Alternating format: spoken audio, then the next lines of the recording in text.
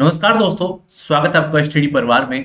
यदि आपका target IAS prelims 2023 है तो हाल ही में एज स्टडी द्वारा चलाया गया जो कार्यक्रम है जिसके अंदर हम इम्पोर्टेंट 1000 प्रीवियस ईयर के क्वेश्चन को कवर कराने वाले हैं, जो आपकी तैयारी है उसमें सहयोग करेगा और जो आपकी सफलता है उसको सुनिश्चित भी करेगा। क्योंकि 1000 क्वेश्चन की यदि आप प्रैक्टिस कर लेते हैं, जो क्वेश्चन आए हुए हैं जो कि इंपॉर्टेंट क्वेश्चन हैं और वो कहीं ना कहीं जो टॉपिक रहते हैं, जो करंट के टॉपिक हैं उनसे ही कनेक्ट है, यानी कि जो हमने क्यूज लिए हैं वो कहीं ना कहीं एक साल से और जब आपका एग्जाम होगा तब तक वहां ये वीडियोज आपको प्राप्त होती रहेंगी। इन वीडियोज के अंदर हम वो क्वेश्चन लेने वाले हैं जो कहीं ना कहीं कनेक्ट है करंट से, यानी कि आज के जो टॉपिक करंट के टॉपिक हैं उनसे कहीं ना कहीं कनेक्ट होते हैं। तो आपके लिए बहुत ही महत्वपूर्ण कार्यक्रम है, इसलिए चैनल को सब्सक्राइब कर लीजिए। इसके पहले ही 2 पार्ट आ चुके हैं, वे जाके आप चैनल पे देख सकते हैं। चैनल को सब्सक्राइब कर लीजिए और आइए स्टार्ट करते हैं 1000 प्रीवियस ईयर क्वेश्चन की पार्ट नंबर 3 को। देखिए, जो क्वेश्चन है वो क्वेश्चन आया है 2018 के अंदर। ठीक है, ये भी एक पार्ट होता है क्वेश्चन का कि कुछ क्वेश्चन जो है ये भी एक पहलू है, ये एक भाग है, ये एक टाइप है कि निम्नलिखित कथनों पर विचार कीजिए। ये क्वेश्चन पूछने का ये भी एक टाइप होता है कि कुछ कथन देके पूछ लिया जाता है कि निम्नलिखित कथनों पर विचार कीजिए और हमें बताइए कि क्या क्या इनमें से आपको सही लगता है, क्या रियल है, क्या फेक है। देखिए, ये क्वेश्चन आया है 2018 के अंदर।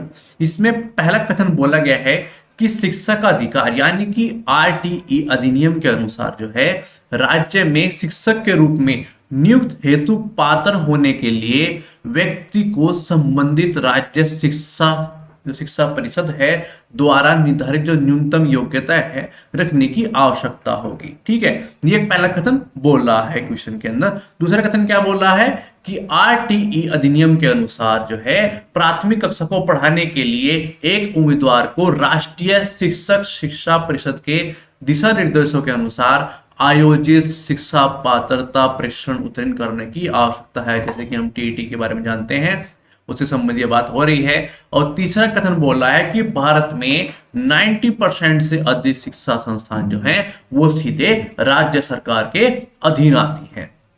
देखिए, बहुत सारे कंसेप्ट और आपके फैक्ट जो है इसी क्वेश्चन के हिसाब से आपको कवर कर लेंगे। देखिए, ये फैक्ट जो है चेक कर लेते हैं क्या क्वेश्चन के अंदर सही है और क्या गलत है। आइए चेक करते हैं। देखिए, बच्चों के मुक्त और अनिवार्य शिक्षा के लिए यानी कि जो आरटीई अधिनियम है 2009 क्या बोलता है कि इसके तहत जो है केंद्र सरकार द्वारा अधिसूचित शैक्षणिक प्राधिकरण ने कक्षा फर्स्ट के लिए शिक्षक के रूप में नियुक्त हेतु पात्रता होने के लिए 1 से 8 तक न्यूनतम शैक्षिक और व्यावसायिक योग्यता निर्धारित की है, जो राज्य सरकारों के अंतर्गत आने वाले स्कूल सहित जो प्रारंभिक शिक्षा प्रदान करने वाले सभी स्कूल हैं उन पर लागू होंगे तथा शिक्षक के रूप में नियुक्त योग्यता के लिए उनको क्या पास करना होगा, क्या उत्तीर्ण करना होगा, टीईटी की जो परीक्षा होती है उसको उत्तीर्ण करना होगा। देखिए, इसमें क्या बोला गया है कि परिषद के द्वारा जो न्यूनतम योग्यता निर्धारित की जाएगी उसके हिसाब से आपको शिक्षा दिया जाएगा। ठीक है, तो पहला क्या हो गया, गलत होगा, क्योंकि इसमें सीधा बोला गया है कि टीईटी की जो परीक्षा है आपको उत्तीर्ण करनी होगी। ठीक है, अगला है कि टीईटी राष्ट्रीय शिक्षक शिक्षा परिषद द्वारा निर्धारित दिशा निर्देश के अनुसार उपयुक्त राज्य सरकार द्वारा आयोजित की जाती है। ठीक है, तो आरटीई अधिनियम के अनुसार ऐसे जो पात्र होंगे यानी कि जो शिक्षक होंगे वो परिषद के अनुसार दिशा निर्देश दिए गए हैं कि आयोजित शिक्षा पात्रता परीक्षा जो है उनको उत्तीर्ण करने की आवश्यकता होगी। इसलिए 2 जो है वो सही है क्योंकि टीईटी का जिक्र इसके अंदर आया हुआ है। वर्ष 2012 में गठित वर्मा आयोग ने अपनी रिपोर्ट में बताया था कि 90% जो शिक्षक हैं वो उनके क्या निकाय हैं, निजी हैं। ठीक है, और यहाँ पे क्या बोला गया है कि वो राज्य सरकार के अधीन है। ठीक है, तो तीसरे नंबर का जो कथन है वो गलत हो जाता है और पहले नंबर कथन है वो गलत हो जाता है। बचा क्या, अब पूछा क्या गया है कि हमें सही बताइए कि इन कथनों में से कौन सा सही है। तो दूसरे नंबर का सही है, इसलिए आंसर क्या हो जाता है, केवल 2, यानी कि 20 का आंसर हो जाता है। हमें क्या लगा के आना चाहिए था, 20 का आंसर हमें देना चाहिए था। ठीक है, अगला क्वेश्चन देख लेते हैं। अगला क्वेश्चन आया है 2021 के अंदर। इसके अंदर पूछा गया है कि निम्नलिखित में से कौन सा प्राचीन नगर जो है वो अपने उन्नत जल संचयन व प्रबंधन प्रणाली के लिए सुप्रसिद्ध है। जहां बांधों की जो श्रृंखला है का निर्माण किया गया है, बांधों की श्रृंखला का निर्माण किया गया है, ये क्वेश्चन बोल रहा है। और संबंध जलाशयों में नहर के माध्यम से जल को प्रवाहित किया जाता है, यानी कि इस तरह की जो अवस्था थी, जो नगरीय व्यवस्था थी, वो इन चारों में से किस नगर के साथ थी, कौन सा नगर के अंदर इस तरह की व्यवस्थाएं थी। जो हमने हिस्ट्री पढ़ी है, जो हड़प्पा काल पढ़ा है, सिंधु सभ्यता हम पढ़ते हैं, किसके परिप्रेक्ष्य में इस तरह की चीजें आती हैं। तो देखिए, आइए जान लेते हैं। देखिए, जो धोलावीरा है वहां पर शहर कवच के रण में खादिर बेत पर स्थित था। ठीक है, जो धोलावीरा है, जहां ताजा पानी व उपजाऊ मिट्टी की उपलब्धता थी। देखिए, ये फैक्चुअल चीजें होती हैं, आपको लग रहा होगा कि कहानी के रूप में, मगर ये फैक्चुअल चीजें हैं। हर चीज, क्योंकि जो हिंदू सभ्यता है बहुत कम जानकारी इस चीज की, जितनी भी जानकारी है वो फैक्चुअल के रूप में कहीं भी पूछी जा सकती है। देखिए, क्वेश्चन पढ़ाने का मतलब क्या होता है, आप वीडियो देख रहे हैं तो किस लिए देख रहे हैं, इसलिए कि क्या क्वेश्चन आया था, नहीं, आप क्यों देख रहे हैं कि क्या मुझे कुछ आने वाले टाइम पीरियड में जो मेरा एग्जाम होने वाला है वहां पर कुछ हेल्प मिल सकती है। देखिए, एग्जैक्ट तो क्वेश्चन नहीं आएगा, ये तो आपको भी पता है, आप आईएएस का एग्जाम देने वाले हैं, आपको पता है कि रिपीट नहीं होते हैं क्वेश्चन, मगर फिर पढ़ने की आवश्यकता क्या हो गई। देखिए, एक तो आपको पैटर्न पता चल जाता है कि क्या पैटर्न होता है, किस तरह क्वेश्चन पुटअप किए जाते हैं, और आपकी प्रैक्टिस हो जाती है। दूसरा जो महत्वपूर्ण चीज है कि आप जब उसे समझते हैं, क्वेश्चन को समझते हैं, उसके अन्य पहलुओं पर ध्यान देते हैं, तो वहां से क्या हो जाता है कि यदि क्वेश्चन को घुमा के फिर से पूछ ले जाता है, क्योंकि हम वो क्वेश्चन आपको पढ़ा रहे हैं जो कहीं ना कहीं क्रम से रिलेटेड है, यानी कि जिनका जिक्र हाल ही के कुछ घटनाओं से हुआ है, वो चर्चाओं में आए हैं, और उसी चर्चाओं में आने की वजह से पिछले उसी से कनेक्ट हो कहीं पर क्वेश्चन पूछे जाते हैं, तो वो हम आपको लिए लेके आए हैं।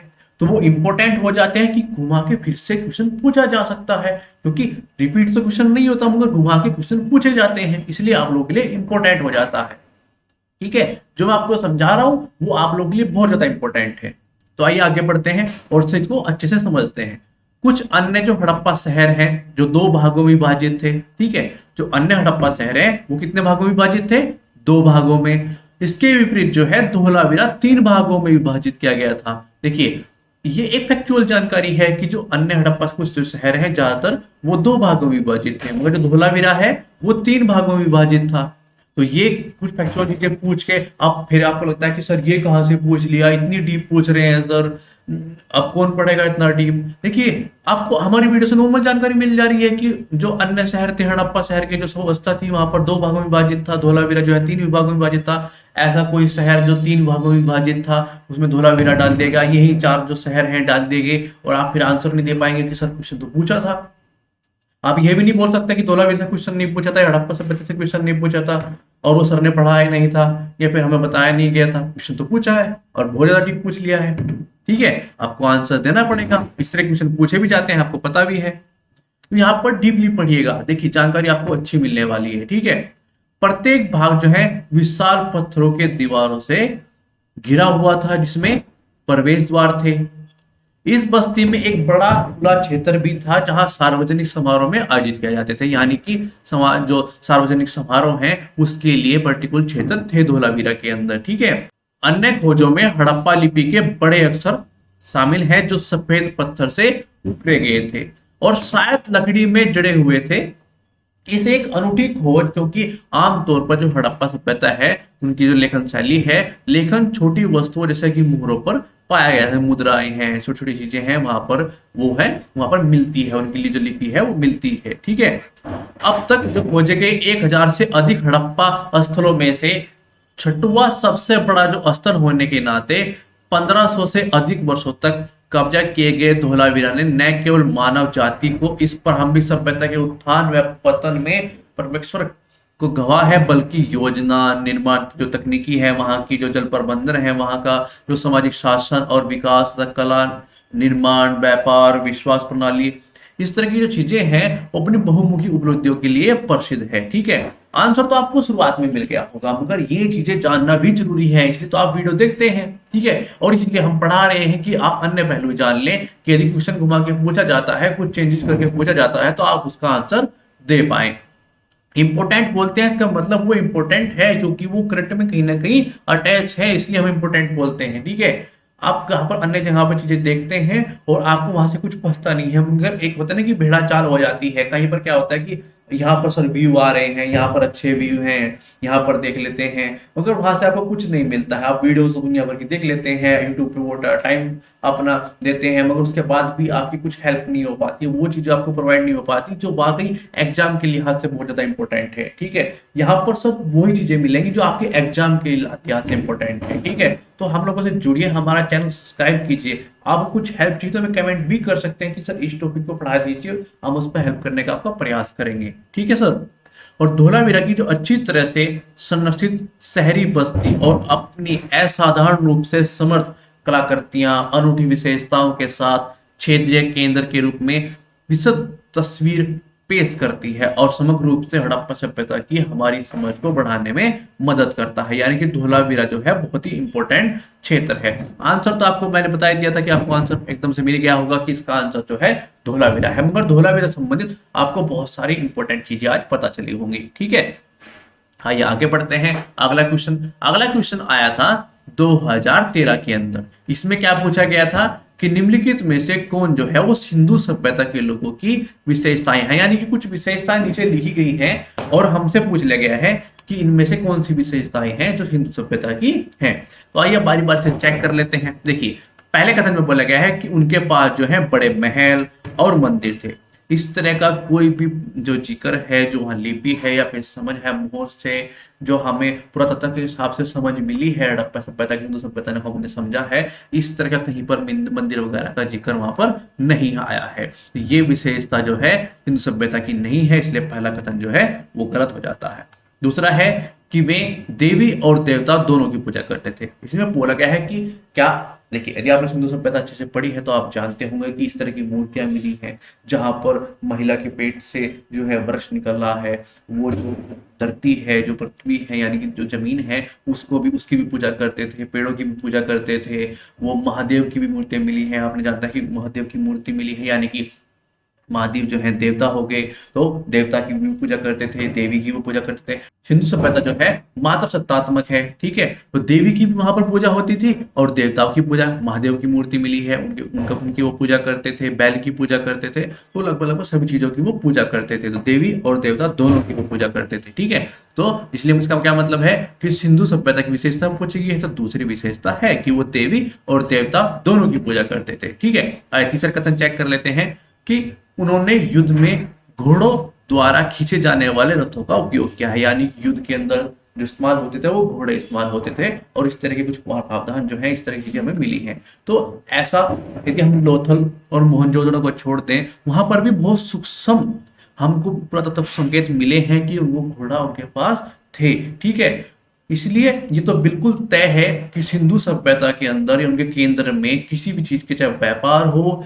या फिर युद्ध हो, देखिए वो बहुत शांति प्रिय लोग थे, नगर व्यवस्थित जो सभ्यता थी, ठीक है, वो युद्ध में इतना इन्वॉल्व नहीं होते थे। जो कुछ उनका, हाँ उनको ज्ञान था, सिंधु सभ्यता के जो लोग थे उनके पास ज्ञान था, इसका युद्ध का ज्ञान उनके पास था, मगर घोड़ा कभी भी उनके केंद्र में नहीं रहा है, केंद्र बिंदु के रूप में नहीं रहा है कि उन्होंने व्यापार में या फिर युद्ध में उनका इस्तेमाल किया गया है, ऐसा कोई जिक्र वहां पर नहीं हुआ है। जो घोड़े के जिक्र आए भी हैं वो बहुत सूक्ष्म रूप से आए हैं मोहनजोदड़ो और लोथल में। ठीक है, तो इसका आंसर क्या हो जाता है, 3 गलत है, क्योंकि इसमें बोला गया है कि घोड़ों का इस्तेमाल किया जाता था व्यापक रूप से।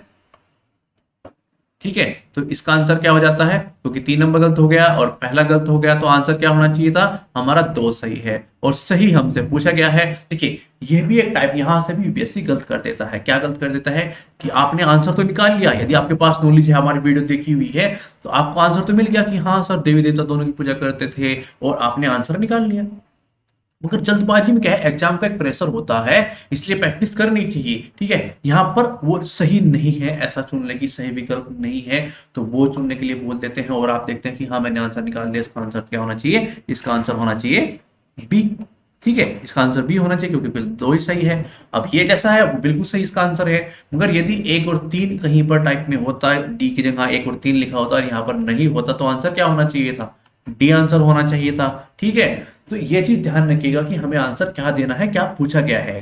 ठीक है, देखिए अगला क्वेश्चन जो है, अगला है कि जो 2019 के अंदर आया है, और उसमें पूछा गया है कि निम्नलिखित में से कौन सा हड़प्पा स्थल नहीं है। देखिए 4 स्थल दिए गए हैं, जिनमें चनुदड़ो है, कोट दीजी है, सोगोरा है, देसलपुर है।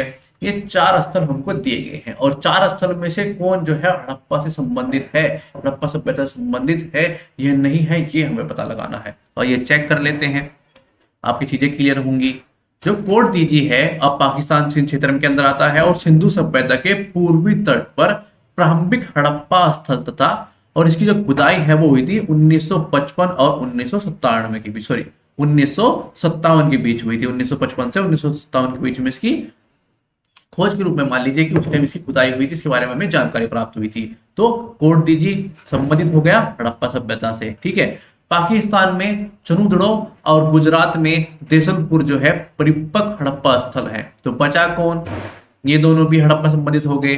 तो जो बचा है वो किससे संबंधित है, ये भी तो पता होना चाहिए। पढ़ने का मतलब क्या है फिर, उत्तर प्रदेश के गोरखपुर में इसे सोगोरा तांबे के प्लेट व शिलालेख के लिए जाना जाता है। और किससे संबंधित है हिस्ट्री के अंदर, ये मौर्य काल से संबंधित है, ठीक है। तो ये हड़प्पा का स्थल नहीं है, तो आंसर क्या हो जाता है, सोगोरा। और ये किससे संबंधित है, मौर्य काल से संबंधित है, ना कि हड़प्पा से संबंधित है। यदि देखिए ये एग्जैक्ट तो नहीं आएगा, मगर यदि सोगोरा के बारे में कहीं भी आपको सूची के रूप में या फिर किसी तरीके से कुछ पूछा जाता है तो वहां पर आप इसका आंसर दे पाएंगे कि ये किससे संबंधित रहा है।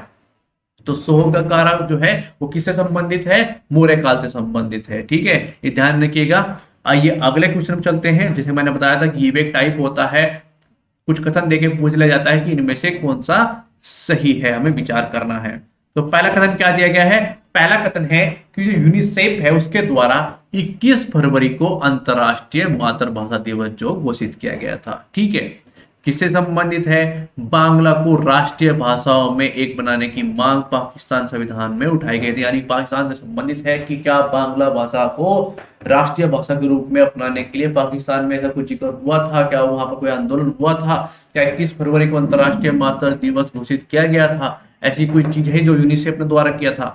तो आइए देख लेते हैं कि वहां पर ऐसी चीजें क्या हुई थी, क्या वाकई ये चीजें सही है या गलत है। देखिए पाकिस्तान की संविधान सभा ने 23 फरवरी 1948 को कराची में अपने सत्र के प्रस्ताव दिया कि सदस्यों को विधानसभा में उर्दू और अंग्रेजी में बोलना होगा, ठीक है। ये दो भाषा बोला गया कि उर्दू और अंग्रेजी में बोलना होगा, ठीक है। और पूर्वी पाकिस्तान कांग्रेस पार्टी के एक सदस्य जो इनका नाम था धीरेन्द्र नाथ दत्ता ने बंगाल को, यानी जो बांग्ला भाषा है उसको, बंगाला को संविधान सभा की एक भाषा के रूप में शामिल करने के लिए संशोधन प्रस्ताव जो है वो पेश किया था।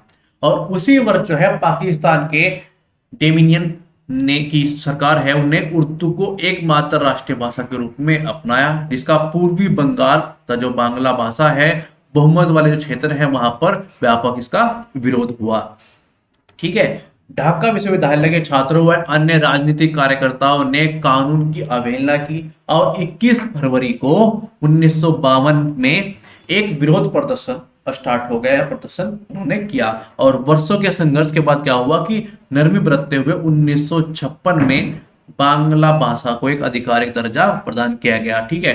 बांग्लादेश में 21 फरवरी को भाषा आंदोलन दिवस मनाया जाता है। कब मनाया जाता है, 21 फरवरी को, ठीक है। अगला बोला गया कि प्रतिवर्ष यानी कि 21 फरवरी को अंतरराष्ट्रीय मातृभाषा दिवस मनाया जाता है, मगर ये घोषित किसने किया था, यूनेस्को द्वारा घोषित किया गया था, न कि यूनिसेफ द्वारा घोषित किया गया था। यह भाषा जो है आंदोलन दुनिया भर के लोगों को जातीय अधिकारों के लिए सम्मान का प्रदर्शन करता है, ठीक है। तो यूनिसेफ को नहीं किया था। 2 नंबर तो बिल्कुल सही है कि इस तरह का कोई आंदोलन हुआ है जो संबंधित है पाकिस्तान से, जिक्र आया है जहां पर उन्होंने उर्दू को ही राष्ट्रीय भाषा के रूप में अपना लिया था। फिर क्या है, बांग्लादेश के अंदर ये चीजें हुई है, वहां पर बांग्ला को जो है राष्ट्रीय भाषा के रूप में मान्यता मिली है। मगर यूनिसेफ द्वारा 21 फरवरी को अंतरराष्ट्रीय दिवस घोषित किया गया था, ये गलत है, ये यूनेस्को द्वारा घोषित किया गया था, ठीक है। तो 1 नंबर गलत हो गया, दूसरा सही है। तो क्या आंसर क्या हो गया, आंसर हो गया बी। हमें क्या लगा के आना चाहिए था, बी इसका आंसर देना चाहिए था। देखिए काफी बार क्या होता है कि बच्चा जल्दबाजी में होता है, वो यूनिसेफ को यूनेस्को भी पढ़ सकता है। तो यही प्रैक्टिस होती है कि चीजों को बहुत ही बारीकी से देखिए। यूनिसेफ और यूनेस्को बहुत ही मामूली से पढ़ने की जल्दबाजी में आपको अंतर हो सकता है, ठीक है, क्योंकि वहां पर प्रेशर होता है। तो ये ध्यान दीजिएगा कि क्या लिखा हुआ है प्रॉपर। अगले क्वेश्चन चलते हैं। अगला क्वेश्चन आया है जो है वो 2016 के अंदर आया हुआ है। ठीक है, क्वेश्चन के अंदर क्या पूछा है, क्वेश्चन के अंदर भारत अफ्रीका शिखर सम्मेलन के बारे में पूछा गया है। कुछ कथन नीचे दिए गए हैं, बहुत ही फैक्चुअल जानकारी है, फैक्चुअल से संबंधित एक क्वेश्चन पूछा गया है। कुछ 10-15 क्वेश्चन जो है इस तरह के आते हैं। ठीक है, तो हर चीज में हमें देखना चाहिए हमारा पर्पस क्या है, इससे संबंध हमारा पर्पस क्या है कि इस तरह के क्वेश्चन पूछ ले जाते हैं। इसलिए आप ध्यान दीजिएगा कि यदि आपके सामने करंट के रूप में, टॉपिक के रूप में इस तरह कोई चीजें सामने आती हैं तो ये ध्यान दीजिएगा, ये चीजें निकाल लीजिएगा कि क्या क्या चीजें महत्वपूर्ण हो जाती है, कैसे क्वेश्चन क्रिएट हो सकता है। आपको यहाँ बहुत सारी जानकारी, तो उसकी समझ पैदा होगी, प्रैक्टिस होगी, और ये भी आपको पता चलेगा कि क्वेश्चन पूछा कैसे जाता है, कैसे मुझे तैयारी करनी चाहिए। ठीक है, तो पहला क्वेश्चन क्या है, यानी कि पहला इसमें कथन क्या है, वर्ष 2015 में होने वाला जो आयोजन है तीसरा शिखर सम्मेलन था, यानी कि तीसरा शिखर सम्मेलन था जो 2015 में हुआ था। अब इससे कोई महत्वपूर्ण जो नहीं रह जाता है, मगर ये आप ये समझिए कैसे क्वेश्चन पूछा जाता है, कैसे घुमा के पूछ ले जाता है। दूसरे कथन में बोला गया है कि वास्तव में यह वर्ष 1951 में जवाहरलाल नेहरू द्वारा शुरू किया गया था, यानी कि जो भारत शिखर सम्मेलन है इसको स्टार्ट किया गया था 1951 से, और जवाहरलाल नेहरू द्वारा ये किया गया था। ये क्वेश्चन के अंदर दो कथन बोल रहे हैं, हमें जानना है कि इनमें से कौन कौन सा सही है, दोनों सही है, दोनों गलत है, कैसे है। आइए इनके जो है फैक्ट चेक कर लेते हैं। देखिए, भारत अफ्रीका शिखर सम्मेलन भारत और अफ्रीकी देशों के बीच संबंधों को फिर से शुरू करने का एक मंच है। ठीक है, इसकी जो शुरुआत हुई थी वो हुई थी 2008 में। कहां पर हुई थी, नई दिल्ली में हुई थी। कब हुई थी, 2008 में हुई थी नई दिल्ली में। तब शिखर सम्मेलन प्रत्येक 3 वर्ष बारी बारी से भारत और अफ्रीका के बीच आयोजित किया जाता था। तो स्टार्ट कब हुआ था, 2008 में हुआ था नई दिल्ली से। तो जो बोला गया है कि 1951 में स्टार्ट हुआ था, जवाहरलाल नेहरू ने किया था, तो वो तो गलत हो जाता है क्योंकि 2008 में स्टार्ट हुआ था। ठीक है, दूसरा शिखर सम्मेलन 2011 में अदिस अबाबा में आयोजित किया गया था, और तीसरा शिखर सम्मेलन होता 2014 में होना था। ये होना था, यानी कि तीसरा शिखर सम्मेलन जो है वो 2014 में होना था। लेकिन क्या हुआ कि इबोला के प्रकोप ने, इबोला वायरस जो फैल गया था उसके प्रकोप के कारण स्थगित कर दिया गया था। ठीक है, और अक्टूबर 2015 में नई दिल्ली में आयोजित हुआ था, यानी कि शिखर सम्मेलन 2015 में ही हुआ है। तो पहला कथन गलत, पहला कथन सही है क्योंकि 2015 में ही ये तीसरा शिखर सम्मेलन हुआ था। 1951 वाली बात गलत है क्योंकि 2008 में स्टार्ट हुआ था। ठीक है, और दूसरा गलत है, पहला सही है। तो आंसर क्या हो जाता है, ए। इसका आंसर हो गया, हमें क्या लगा के आना चाहिए था, ए। इसका आंसर केवल ए। आइए आगे बढ़ते हैं। अगला क्वेश्चन पूछा गया है कि निजता का जो अधिकार है भारत के किस संविधान के किस अनुच्छेद के तहत संरक्षित है। बेसिक क्वेश्चन है, बहुत ही बेसिक क्वेश्चन है। हर इंसान को जब पता है कि आंसर पता होगा, मगर कुछ फैक्चुअल चीजें होती हैं, इस तरह की चीजें संबंधित होती रहती हैं कहीं ना कहीं करके। इसका आंसर सी है, अनुच्छेद 21 से संबंधित है, आपको पता ही होगा। ये अगले क्वेश्चन की ओर बढ़ते हैं। अगला क्वेश्चन जो है वो 2012 में आया है, और इसमें पूछा गया है कि भारत के संविधान में निहित राज्य के नीति निर्देशक सिद्धांतों के तहत नीचे कुछ प्रावधान दिए गए हैं जिन पे हमें विचार करना है, और वो किससे संबंधित है। क्वेश्चन को अच्छे से समझ जाएंगे तो एकदम से चीजें पकड़नी स्टार्ट हो जाएगी। ठीक है, बोला गया है कि उपरोक्त में से कौन से जो ये जो कथन दिए गए हैं, जो प्रावधान दिए गए हैं, वो गांधीवादी सिद्धांत है। यानी यदि आपको जानकारी है कि गांधी की उनकी विचारधारा क्या थी, उनका दर्शन क्या था, तो आप एकदम से आंसर दे पाएंगे। ठीक है, जो राज्य के नीति निर्देशक सिद्धांतों से परिलक्षित यानी कि संबंधित है, कि इस तरह कुछ सिद्धांत जो दिए गए हैं जो नीति निर्देशक सिद्धांतों में है और गांधीवादी सिद्धांत है प्रभावित होकर लिए गए हैं, वो कौन कौन से हैं। ठीक है, पहला कथन बोला गया कि भारत के नागरिकों के लिए समान नागरिक संहिता सुनिश्चित करना। इसका कहीं भी 44 वाली बात कहीं भी गांधी जी ने नहीं बोली थी। ठीक है, दूसरा कथन है कि ग्राम पंचायत का गठन, उन्होंने इस पर बहुत ज्यादा जिक्र किया था कि हमें क्या करना है, कि हमें जो है बॉटम से अप की ओर विकास करना है, यानी कुटीर उद्योग इस तरह की चीजें, क्योंकि वो औद्योगिकरण के खिलाफ, जो पूंजीवाद है, औद्योगिकरण है, उसके खिलाफ थे। ठीक है, वो क्या चाहते थे कि जो बेसिक रूप से कुटीर उद्योग होते हैं, जो छोटे उद्योग होते हैं, उनका विकास करना चाहिए, वहां पर लोगों को रोजगार प्राप्त होगा, वहां से विकास होना चाहिए, यानी कि बॉटम से अप की ओर विकास होना चाहिए। और हमारी जो प्रणाली है, जो राजनीतिक प्रशासनिक सिस्टम है, वो भी ग्राम पंचायत तो चलनी चाहिए। जो पंचायत सिस्टम है ये कहीं ना कहीं गांधीवादी सिद्धांत से ही प्रभावित है। गांधीवादी सिद्धांत लिया गया है कि जो पंचायत है, ठीक है, तो तो 2 नंबर यानी ग्राम पंचायत जो संगठन है जो दिया गया है नीति 63 में, वो कहाँ से मेल खाता है? गांधीवादी सिद्धांत से मेल खाता है।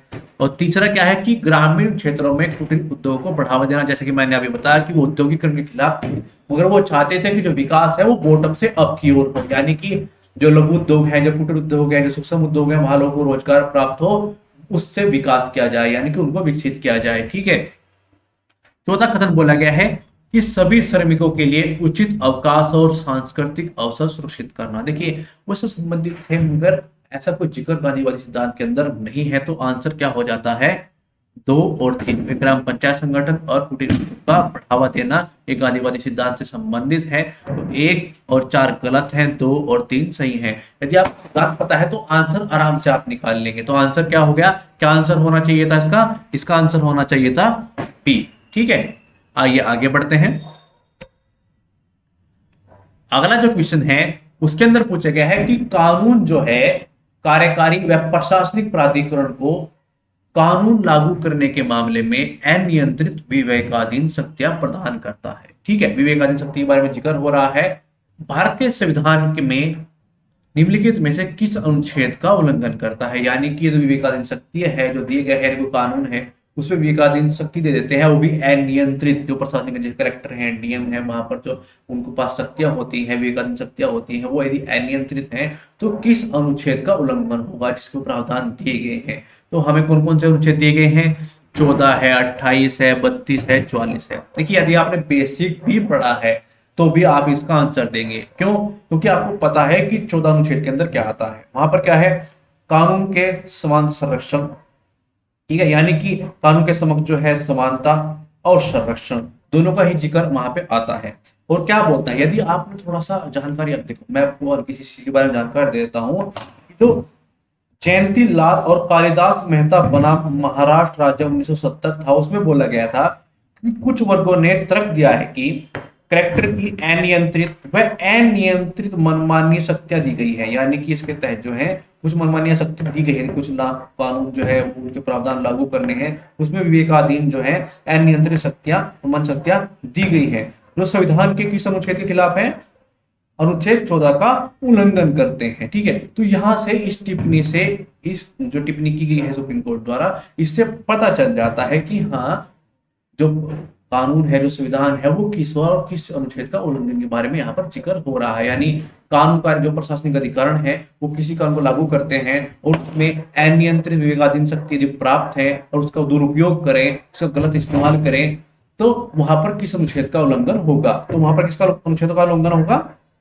14 का उल्लंघन होगा। क्यों? क्योंकि इसलिए यदि कानून किसी प्रशासनिक प्राधिकरण को अस्पष्ट, व्यापक विवेकाधीन शक्तियां प्रदान करता है तो उसे क्या होता है कि संविधान के अनुच्छेद 14 और किसका 19 का अन्य प्रावधान के विरुद्ध घोषित किया जा सकता है। यानी कि यदि कोई भी कानून लागू किया जाता है और उसमें विवेकाधीन शक्तियां हैं वो उसका दुरुपयोग कर रहे हैं, नियंत्रित रूप से उनके पास शक्तियां हैं और वो उनका यूज कर रहे हैं, ठीक है, तो वहां पर 14-19 में अन्य प्रावधान का उल्लंघन हो रहा है, तो उस प्रावधान को, उस विवेकाधीन शक्तियों को जो है 14-19 में अन्य प्रावधानों के विरुद्ध घोषित जो है वो किया जा सकता है। ठीक है, संविधान का अनुच्छेद 14 कानून के समक्ष समानता को गारंटी देता है। ठीक है, और अदालतों ने उचित वर्गीकरण की अनुमति भी दी है। ठीक है, जहां कानून के तहत कानून वैध है और एक भेदभावपूर्ण कार्यकारी अभी भी समानता खंड का उल्लंघन करती है। इसलिए इसका आंसर क्या हो जाना चाहिए था? 14 इसका आंसर हो जाना चाहिए था। 28, 32 और 44 क्यों नहीं? ठीक है, तो हम इनका अनुमान कैसे कर सकते हैं कि कला और उपयोग करके भी इसका सही उत्तर हम निकाल सकते हैं। कैसे कि 28 और 44 इस पर्सन से संबंधित है ही नहीं। ठीक है, और कला यानी कि 32 जो है वो नागरिकों के एफआर की रक्षा करना है। ठीक है, उसके अंदर इस तरह के प्रावधान है। तो आंसर क्या हो जाना चाहिए था? आंसर हो जाना था हमारा 14। आइए अगले क्वेश्चन की ओर बढ़ते हैं। अगला क्वेश्चन जो है वो 2016 के अंदर आया हुआ है और उसमें क्या बोला गया है कि भारत सरकार द्वारा शुरू किया गया मिशन इंद्रधनुष किससे संबंधित है? यदि आप इसका आंसर दे तो बेसिक रूप से आंसर है, मगर इसके बारे में थोड़ी सी जानकारी भी ले लीजिए। आइए थोड़ी सी इंद्रधनुष के बारे में जानकारी इकट्ठा कर लेते हैं।